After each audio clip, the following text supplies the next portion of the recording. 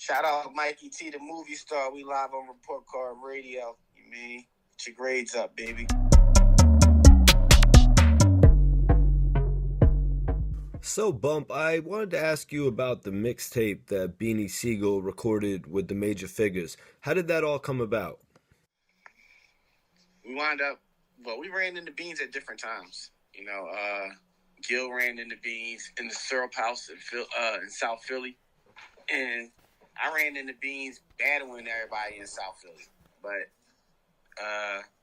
in the end, you know, I guess Beans wound up coming up to my aunt's house. Used to come up there, used to sit around, go through music and shit. And he's like, fuck, I think it was Gil. Gil and Beans wound up talking to Cosmic Kev. It wasn't even Cosmic Kev. It was, what was his name? Wongus. They wound up getting with Wongus. And it's like, we should come up. We should do some shit, for the radio. Wongus wound up, plugging it into Kev. Kev set up the studio time, and we went to the studio, and we just bombed out. A couple freestyles, and then went to the radio live. It was like every weekend thing. Like, we was going up Power 99. If it wasn't all of us, it was a couple of us, and we just lighting the radio up. And Kev took the freestyles from the studio and the freestyles from the radio, and then a couple of Beans songs that he had recorded, I guess, with Roc-A-Fella, and put them all on the tape, and starts out on the tape. So that's how that went. All right, so that sort of gives me an idea of the structure of that tape. Was it like all of you? Was it Beans featuring Gil? No, it was no shit like that. It was just Kev called the Figgas, Kev called Most Wanted, and Kev called... No, that's it. Kev called the Figgas and Most Wanted and Beans, and we all went to the studio, and we all were in the booth at the same time, like no one after the other. They threw the beat on, we all stood around the mic, and we all jumped in front of the mic and went crazy. Just how it always was. Whether it was the radio or the studio, that's just how it always was. What was the project called?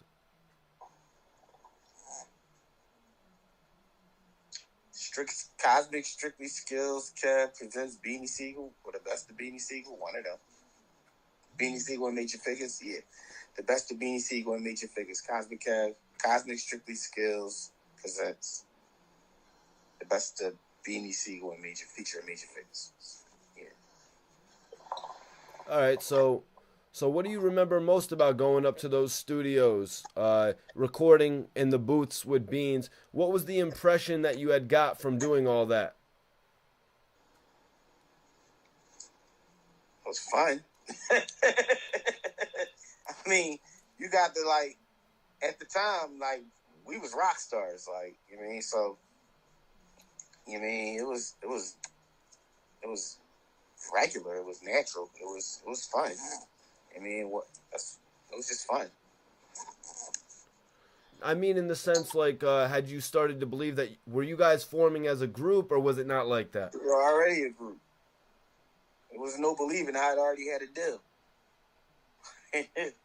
Yeah, we believed, we knew, like, I had already had a deal. So it wasn't like, I believe this is going to work. We knew it was going to work. It's just when. Because, like I said, I already had a deal, so it wasn't the hype about getting signed. I was already signed.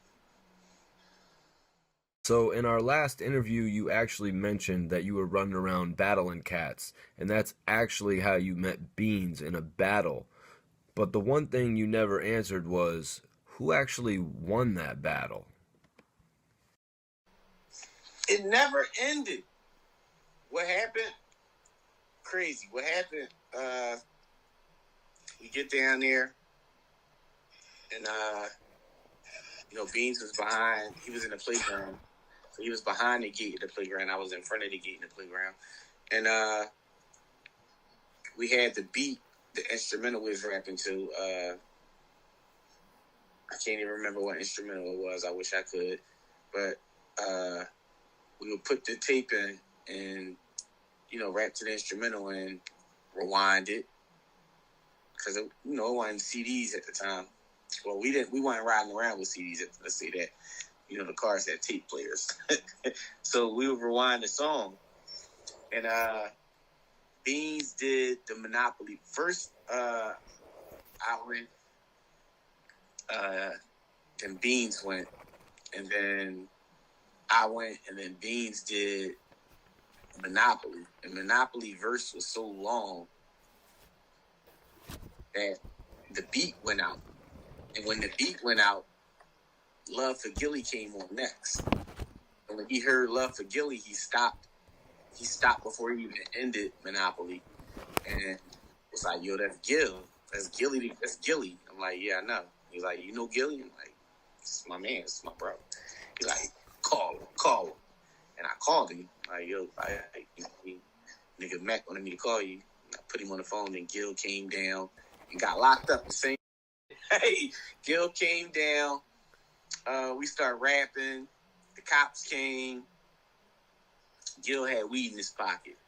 And when the cops came, people like, everybody come in the playground. They can't touch you if you come in the playground. And Gil didn't make it in the playground in time. And he put him against the joint, found some weed in his pocket, ran him in for some weed. So it never ended. It stopped. It stopped. Actually, Beans went first, so it stopped at the beginning of the second round. Only rap one time. Wow, so Gillie the Kid getting arrested actually prevented the battle from ending. No, actually, Gil coming on the radio stopped the battle. As long if Beans' verse was short, we would have rewound the beat and he would have never heard Gil. But he spit this long ass verse. I know y'all heard Monopoly, and if not, y'all can go check that joint out. One of his craziest freestyles. But it was so long that he out-rapped the beat, and then Gil's song came on next, and he just stopped like, yo, like, that's Gillie. Like, yeah, I know. So, yeah, Gil's song stopped the battle. You had spoke on meeting Jay-Z and Dame Dash. What do you most remember about that meeting?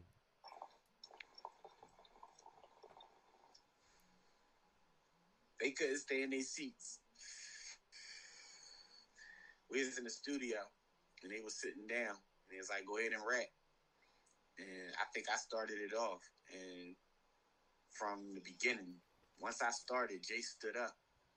And probably the middle of my verse, Dame stood up.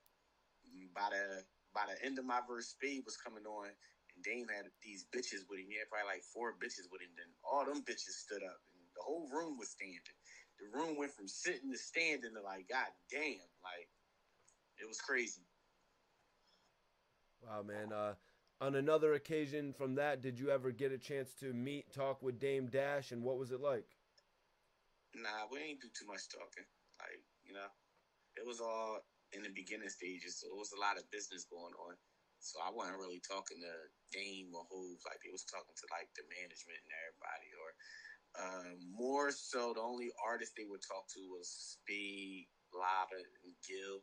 They were the oldest. Like, Dutch, Bianca, Chops, we was, like, the youngest.